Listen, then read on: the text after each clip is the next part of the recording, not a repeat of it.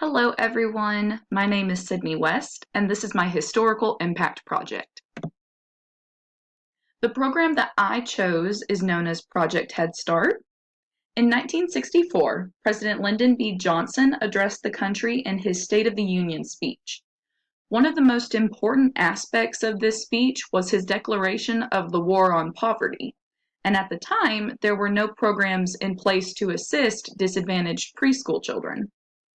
Experts in the field of child development collaborated to break the cycle of poverty, providing preschool children of low-income families with a comprehensive program to meet their emotional, social, health, and nutritional, and psychological needs.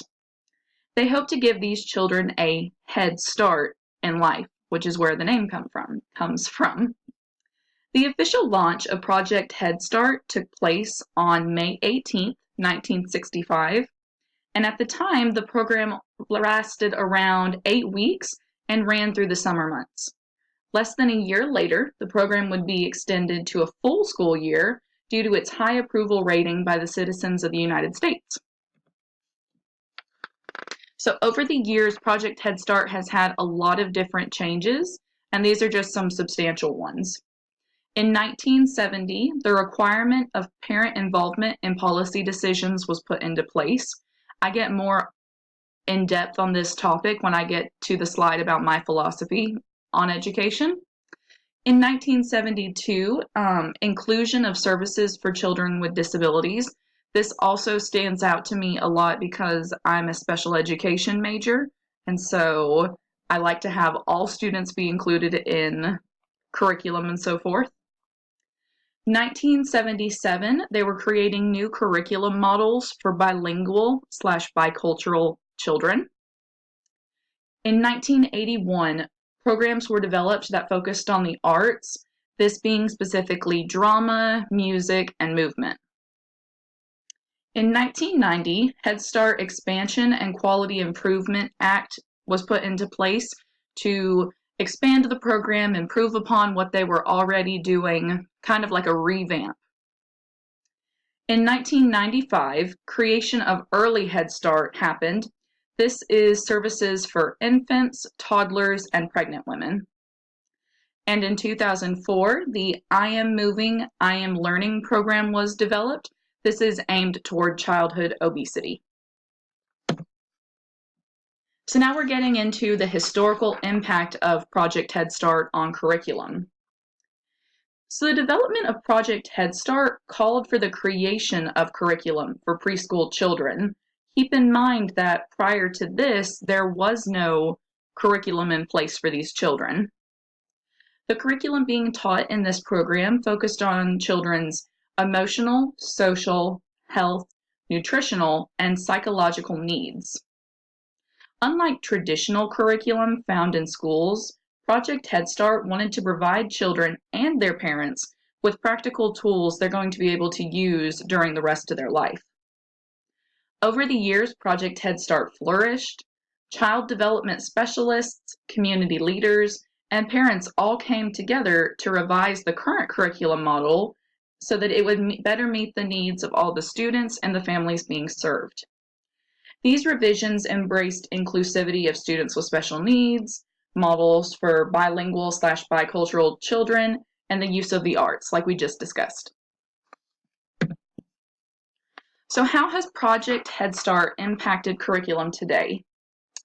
Well, today, Project Head Start provides children prenatal to 6 years of age and their families with curriculum tailored to their specific needs. 2015 marked their 50-year anniversary. The curriculum is regularly being reviewed and revised by a variety of different individuals in our community so that it better meets the needs of the children and their families that are being served.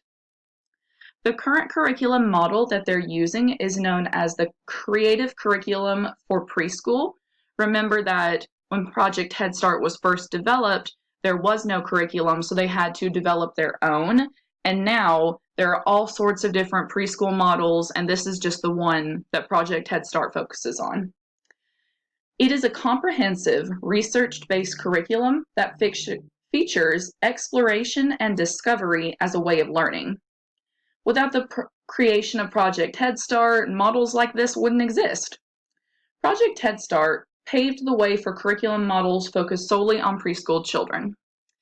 And Project Head Start also has partnerships with other companies and programs.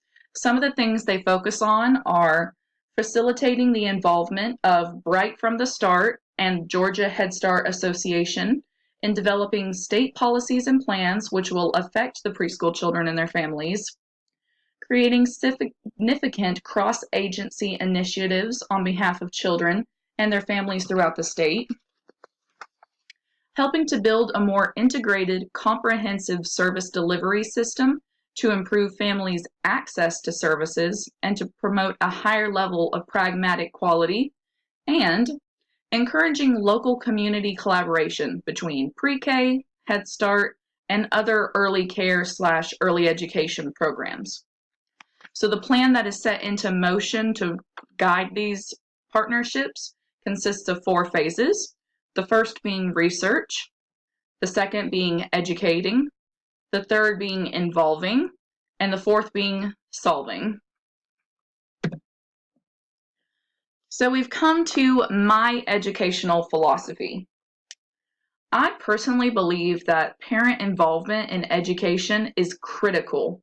I do my best when I'm in the classroom to teach the curriculum to my students, both mandated and hidden. But support from parents and guardians at home is critical as well. They help solidify this information and prepare their students for their future endeavors. Project Head Start is important to me because it's preparing the next generation of students and their parents for this involvement in the school system. So as parents become involved when their children are younger, we're setting a trend for them to be involved when they're going into elementary and hopefully having that continue on. We don't see a whole lot of parent involvement in middle and high school, and I'm hoping that programs like this will set off a chain reaction that will cause involvement to increase. Something that's really cool is that Dr. Katie Green, an assistant professor of special education and the special education program coordinator here at West Georgia, is the principal investigator of a grant that benefits both Project Head Start and UWG. So this grant provides many services for the community, such as professional development, family education, and assessment screeners. These screeners are typically UWG students majoring in speech-language pathology. Collaboration among all of these parties benefits not only the children and their family, but the pre-service participants as well. That's another thing I really am passionate about, is that educators need to become more aware of things that are happening when they're doing their pre-service teaching. So I think this is a great way of getting them out in the community, seeing what do these parents need, what are the actual resources and tools we can provide them with. I think it helps make them better teachers in the long run. I've actually been lucky enough to volunteer during one of these events. This event required a lot of time and a lot of preparation, but it was so worth it. I was able to provide an engineering lesson for the children while educating their parents on the various ways that they can implement STEAM, science, technology, engineering, arts, and mathematics, into their homes. At the end of the day, my role as an educator is to provide students with a safe place to learn. But if I can improve their home lives as well, even in just small amounts, then that's an added bonus. So we have made it to my reference list. Thank you so much for listening to my presentation. I hope you all have a wonderful day or a wonderful evening, and I will talk to all of you later. Bye-bye.